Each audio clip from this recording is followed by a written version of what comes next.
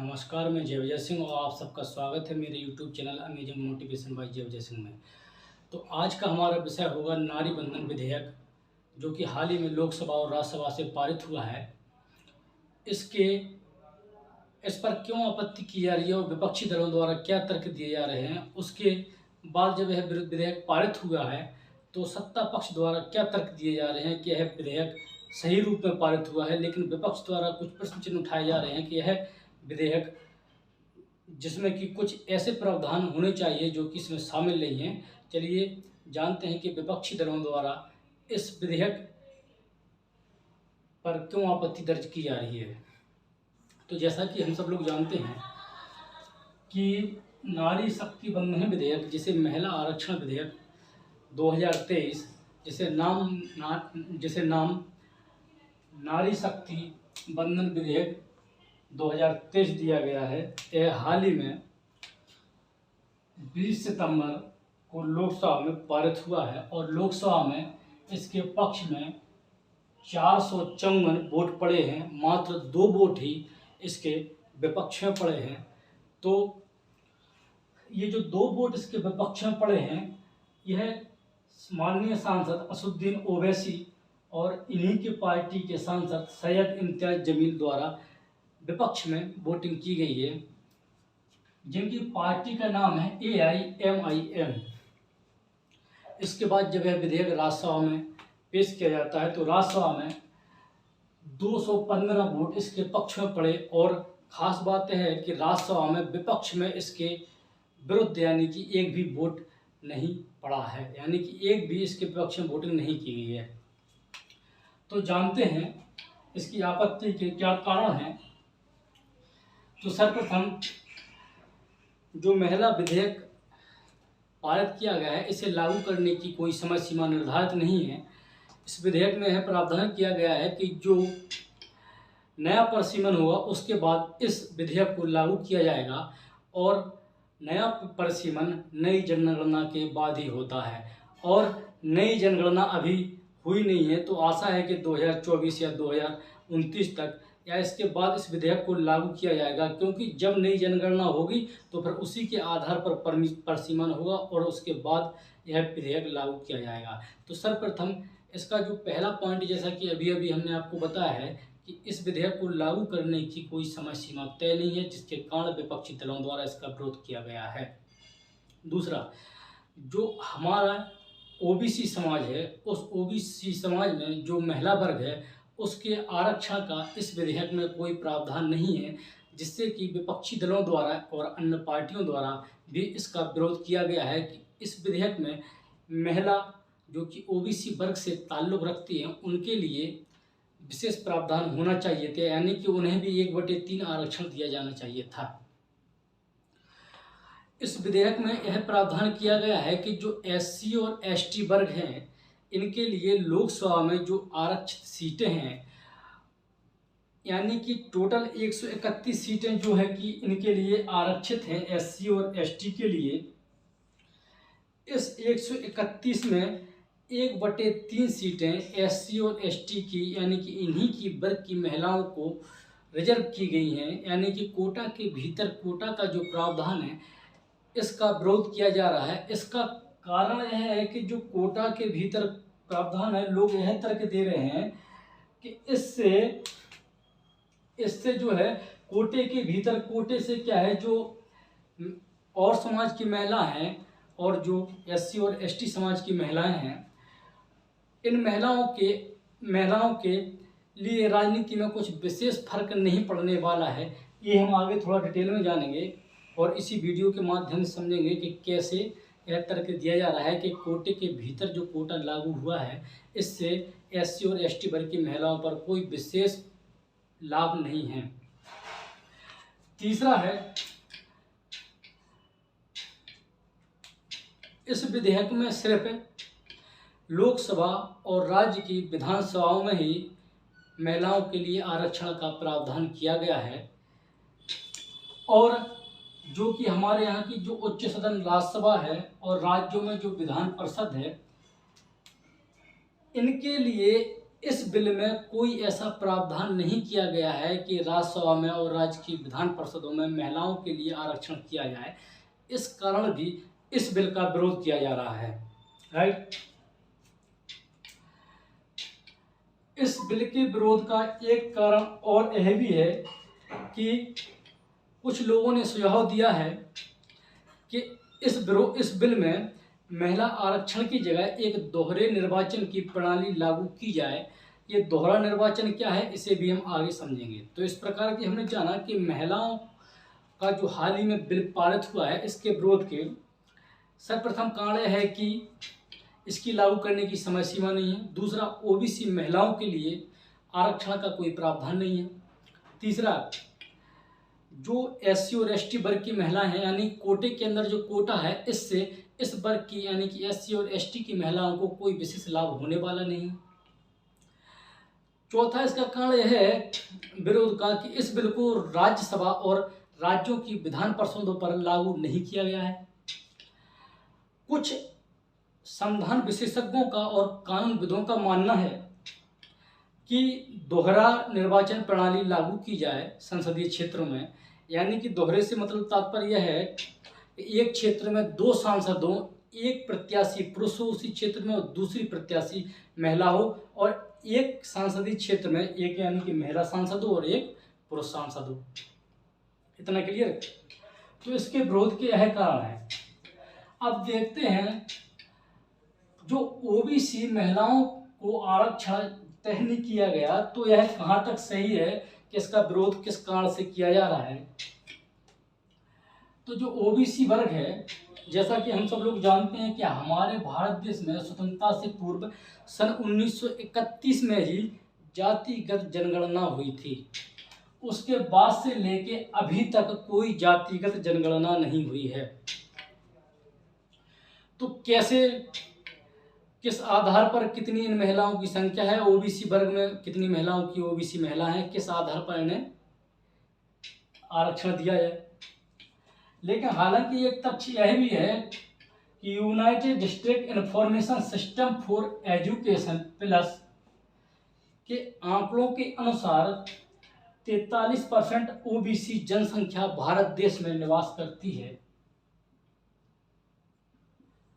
इस आधार पर आरक्षण दिया जा सकता था कि जब United district information system for education plus कहता है कि भारत देश में 43% ओबीसी जनसंख्या है, तो इसमें से इनकी महिलाओं का प्रतिशत कितना है, महिलाओं का प्रतिशत ज्ञात करके ओबीसी महिलाओं को आरक्षण दिया जा सकता था। लेकिन क्यों नहीं दिया गया, सरकार सत्ता पक्ष क्या तर्क दे रही है, ये भी हम समझेंगे। दूसरा, जो मंडल आयोग है जिसका गठन और जिसने अपनी 1980 में रिपोर्ट सौंपी थी, मंडल आयोग के अनुसार भारत देश में 52% ओबीसी जनसंख्या निवास करती है। तो इन दोनों यानी कि मंडल आयोग और United district information system for education plus के आधार पर ओबीसी महिलाओं को आरक्षण का प्रावधान किया जा सकता था, लेकिन ऐसा नहीं किया गया है। क्लियर। अब जो राज्यसभा और विधान परिषद की बात है, ये भी हम आगे भी समझेंगे। लेकिन जो एक मेन रीजन ये है कि एससी और एसटी वर्ग के भीतर, कोटे के भीतर जो कोटे का प्रावधान किया गया है, इससे विशेष लाभ होने वाला नहीं है। तो कैसे, ये समझने की बात है। तो टोटल जो सीट है लोकसभा में,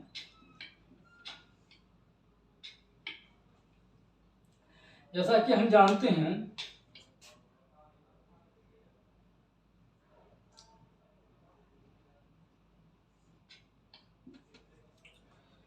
कि जो टोटल जो सीट हैं लोकसभा में 545 जो सीट हैं,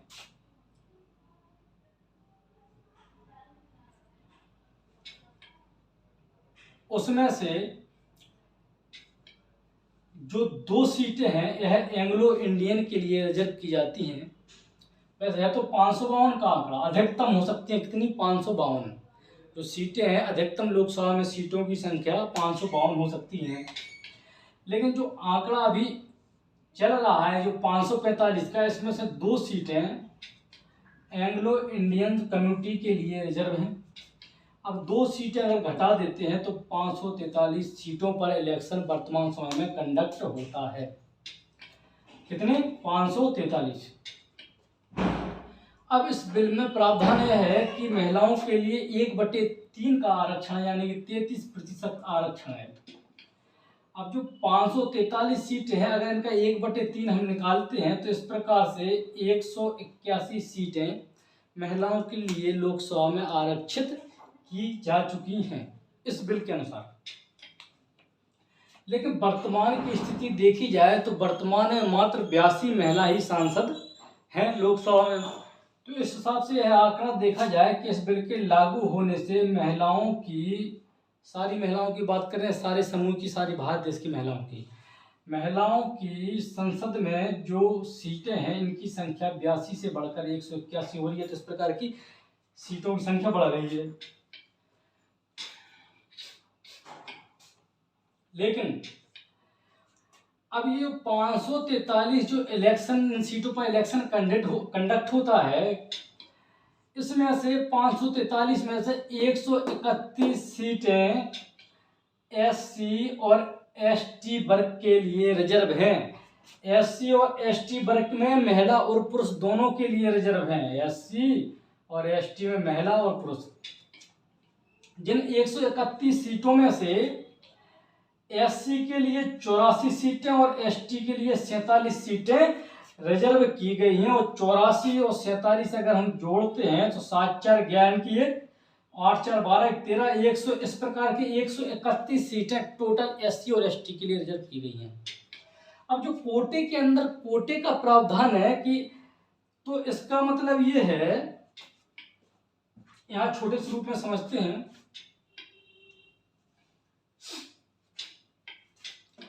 कि जो 131 सीटें हैं इसमें से 1/3% एससी और एसटी वर्ग की महिलाओं को आरक्षण दिया जाएगा। यानी कि अगर 131 का 1/3 निकालते हैं तो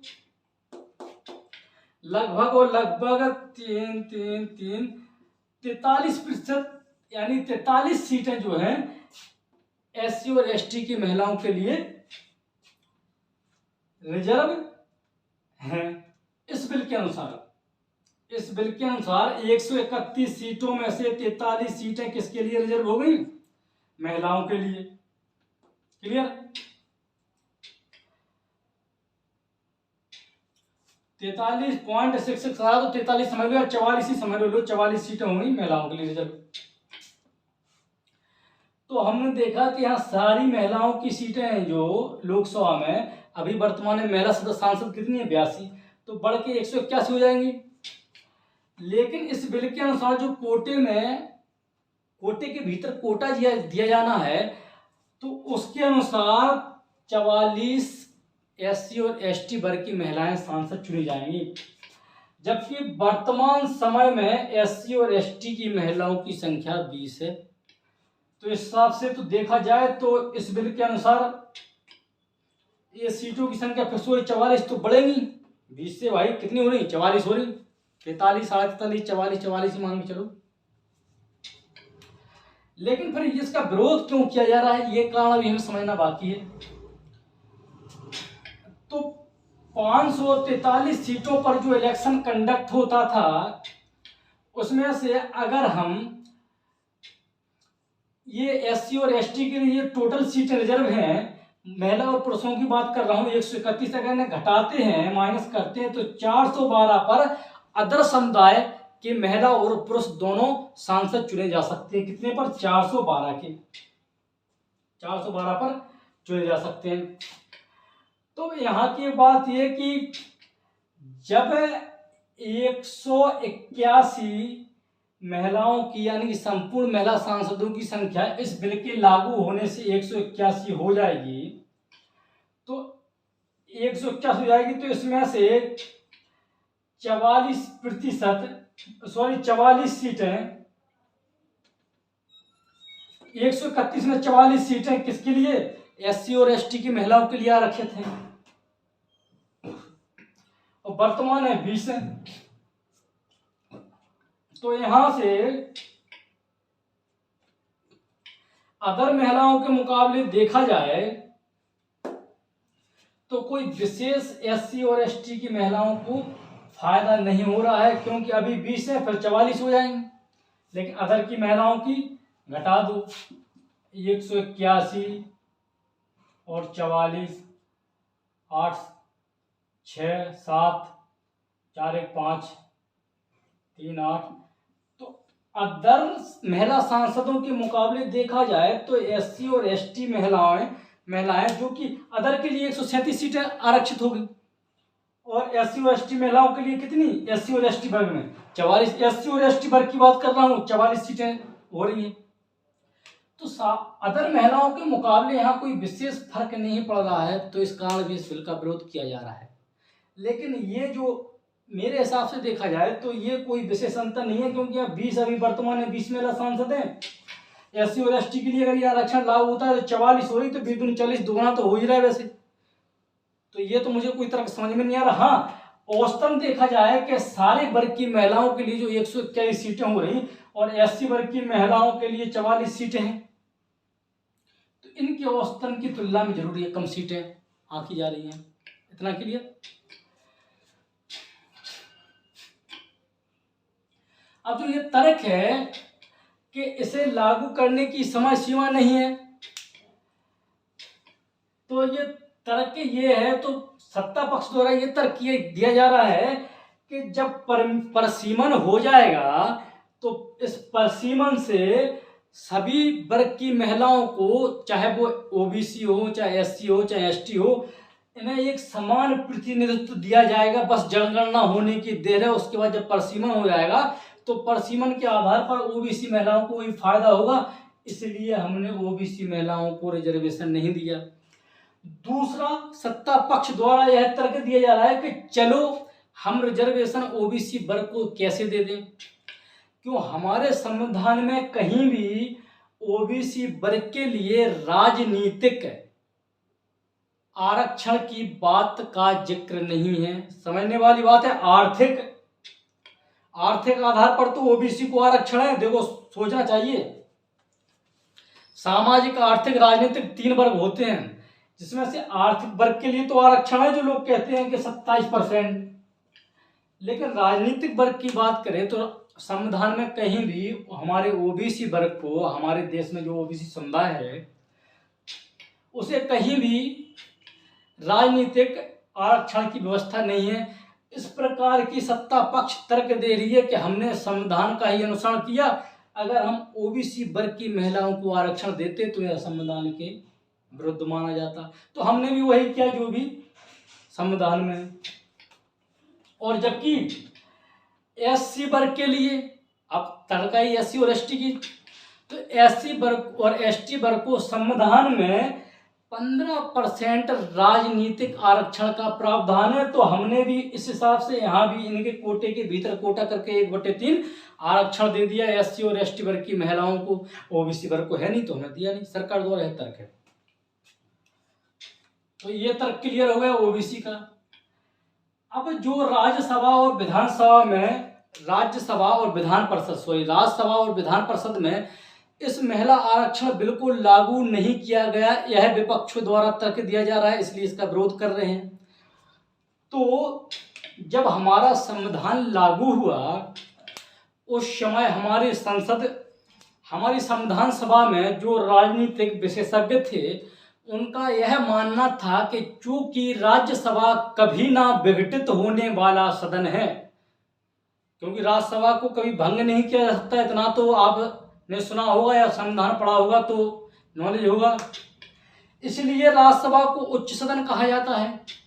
और यह राज्यसभा में अगर राजनीतिक आरक्षण का या किसी भी प्रकार का अगर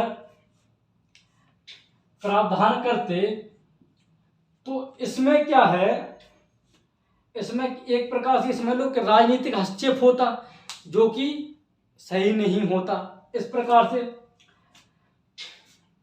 इस प्रकार से इस बिल को राज्यसभा और विधान परिषदों में लागू नहीं किया गया है। ठीक है, क्योंकि हमारे संविधान विशेषज्ञ और संविधान निर्माता राजनीतिक जातिगत राजनीतिक से, यानी जाति के आधार पर जो राजनीति होती है उससे राज्यसभा को मुक्त रखना चाहते थे, सीधे सीधे शब्दों में। इसलिए हमने भी वही किया। हम भी राज्यसभा में इस विधेयक को विधान परिषद में लागू नहीं कर रहे हैं, क्योंकि अगर यह राज्यसभा विधान परिषद में लागू कर देते हैं तो यहाँ पर जातिवाद के आधार पर राजनीति होने लगेगी, जो कि जब हमारे संविधान निर्माता नहीं चाहते तो हम भी नहीं चाहते हैं। सत्ता पक्ष द्वारा तर्क ये, विपक्ष द्वारा ये। क्लियर? जबकि विपक्ष एक तर्क यह भी दे रहा है विरोध का कि राज्यसभा और विधान परिषदों पर यह बिल लागू इसलिए होना चाहिए क्योंकि जो गीता मुखर्जी समिति बनी थी उस समिति में यह सिफारिश थी कि महिला आरक्षण बिल को राज्यसभा और विधान परिषदों पर लागू किया जाना चाहिए, तो लागू होना चाहिए। लेकिन उन्होंने साफ साफ तर्क दे दिया कि जातिगत राजनीति से मुक्त हो हमारा राज्यसभा यानी कि उच्च सदन और विधान परिषद राज्यों में, इसलिए आरक्षण का कोई प्रावधान नहीं है। तो इतना यहां पर क्लियर होता है कि क्या है। अगर अब इस पर देखा जाए कि आगे क्या हो सकता है, तो आगे साफ साफ है कि आगे सभी जो दल हैं राजनीतिक मिलकर एक बीच का रास्ता निकालें, एक अलग से इसके लिए समिति, विचार विमर्श के लिए समिति का गठन हो कि आगे इस बिल को लागू किया जाना हो। सबसे सर्वप्रथम बात यह है कि जितनी जल्दी हो सके जातिगत जनगणना हो, जिससे कि समान सभी लोगों को प्रतिनिधित्व हो, जातिगत जनगणना हो, और इसके बाद जितने जल्दी हो सके परिसीमन हो, जनगणना के बाद ही होगा, और इस बिल को लागू किया जाए तो यह बिल जो है कागजों से हटकर अपने वास्तविक स्वरूप में आ जाएगा। तो इस प्रकार से हमने एक ऑल ओवर व्यू के रूप में देखा कि क्या कारण है सत्ता पक्ष द्वारा क्या तर्क दिए जा रहे हैं कि यह बिल जो जिस रूप में लागू हुआ है वह सही रूप में लागू है, और विपक्ष द्वारा क्यों विरोध किया जा रहा है, उनके क्या तर्क हैं। तो एक बार और दृष्टि डाल लेते हैं कि विपक्ष क्यों इसका विरोध कर रहा है। पहला, लागू करने की समय सीमा तय नहीं है। दूसरा, ओबीसी महिलाओं को आरक्षण तय नहीं है। तीसरा, कोटे के भीतर जो कोटे का प्रावधान है एससी और एसटी की महिलाओं को, अन्य महिलाओं के मुकाबले यह कोई विशेष फायदा नहीं होगा इससे। चौथा, राज्यसभा और विधान परिषदों पर लागू नहीं है, जबकि गीता मुखर्जी समिति ने इस बात का जिक्र किया था कि महिला आरक्षण बिल राज्यसभा और विधान परिषदों पर लागू होना चाहिए। कुछ लोगों का तर्क है कि दोहरे निर्वाचन प्रणाली की व्यवस्था होनी चाहिए, ये विपक्ष द्वारा तर्क है। अब पक्ष द्वारा दे रहे हैं, सत्ता पक्ष क्या तर्क दे रहे हैं कि यह जो विधेयक पारित हुआ है मूल रूप में सही रूप से पारित हुआ है, वही इसका सही रूप है। पहला, अगर परिसीमन हो जाएगा जनगणना के बाद तो सबको समान प्रतिनिधित्व दिया जाएगा। इस प्रकार की जो ओबीसी वर्ग की महिला है इन्हें भी प्रतिनिधित्व दिया जाएगा, तो अलग से आरक्षण नहीं दिया गया। और दूसरा कारण है कि हमारे संविधान में ओबीसी महिलाओं को अलग से या ओबीसी वर्ग को अलग से राजनीति का प्रावधान नहीं है, राजनीतिक आरक्षण का प्रावधान नहीं है, इसलिए मैंने ओबीसी वर्ग की महिलाओं को भी राजनीतिक प्रावधान नहीं दिया। ऐसा करता तो संविधान के खिलाफ होता। दूसरा, एससी और एसटी वर्ग को है 100 राजनीतिक प्रावधान, 15% का प्रावधान है भाई, तो इसलिए हमने यहाँ उनकी महिलाओं को भी राजनीतिक आरक्षण दिया है। दूसरा, राज्यसभा चूंकि उच्च सदन है और हमारे संविधान विशेषज्ञ और संविधान निर्माता और संविधान सभा में जितने सदस्य थे वह चाहते थे कि राज्यसभा जो है कि जातिगत राजनीति से मुक्त हो, इसलिए यह बिल राज्यसभा, और वहां पर उच्च सदन कौन है, विधान परिषद, राज्य की बात करूं तो वहां पर भी इस बिल को लागू नहीं किया गया। इस प्रकार के हमने समझा पक्ष और विपक्ष में क्या तर्क और वितर्क है। आगे की राय हमारे हिसाब से और संविधान विशेषज्ञों के हिसाब से यह हो सकती है कि एक समिति बनाई जाए, जिसका वो समिति बनाई जाए। दूसरी, जितनी जल्दी हो सके जनगणना की जाए और जनगणना के बाद परिसीमन करवाया जाए और उसके बाद चुनाव क्षेत्र फिक्स करवाए जाए। ठीक है। और दोहरे निर्वाचन प्रणाली की जो बात चल रही है हाल में,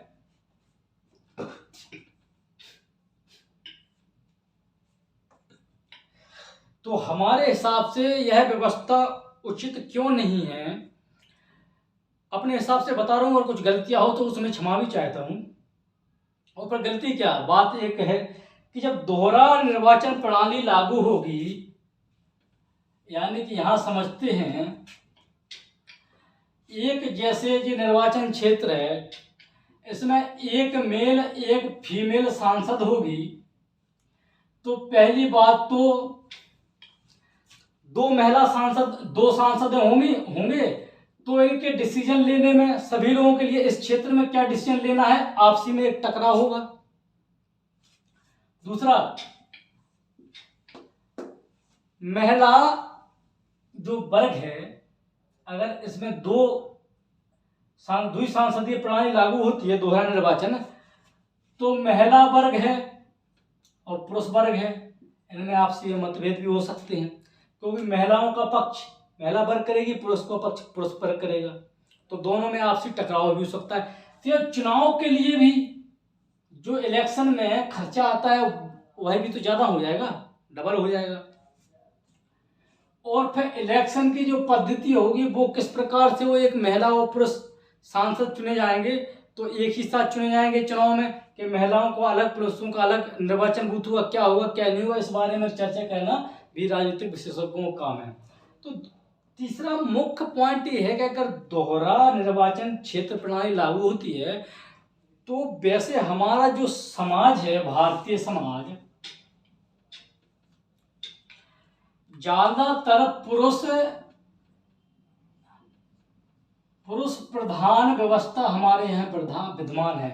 पुरुष प्रधान का मतलब है कि पुरुष का वर्चस्व सदियों से, आदि अनंत काल से, यानी कि ऋग्वेद वैदिक काल से ही चला आ रहा है। तो ऐसे में अगर किसी निर्वाचन क्षेत्र में अगर पुरुष प्रभावशाली होगा, तो महिलाएं उनके सामने जो प्रत्याशी होंगे वो टिक नहीं पाएंगी। ठीक है, ये भी दिक्कत है। तो इस प्रकार से हमने ऑल ओवरव्यू के रूप में जाना कि इस बिल का विरोध क्यों किया जा रहा है और सत्ता पक्ष द्वारा क्या तर्क दिया जा रहा है। आज के लिए हमारा विषय यही समाप्त होता है, और अगले वीडियो में हम एक अगला नया टॉपिक लेकर आएंगे। और इसी प्रकार से आप सब लोग हमारे YouTube channel amazing motivation by Jai Vijay Singh पर जुड़े रहिए। मैं आपको करंट और कंटेंट जितने भी हैं सारे एकदम से क्लियर करके एक वीडियो के माध्यम से आप लोगों की एक समझ विकसित करना चाहता हूं, यही हमारा उद्देश्य है। और यह जो ऑल ओवर व्यू है, यह हमारे छात्रों को, चाहे वो यूपीएससी से रिलेटेड हो, चाहे एसएससी रिलेटेड हो, चाहे स्टेट एग्जाम हो, कोई भी, उसमें ये बहुत ही एक सहायता के रूप में कार्य करेगा और मदद भी करेगा। और कई क्वेश्चन भी पुट अप होते हैं। अब क्वेश्चन बनने की संभावना कहां से, देखो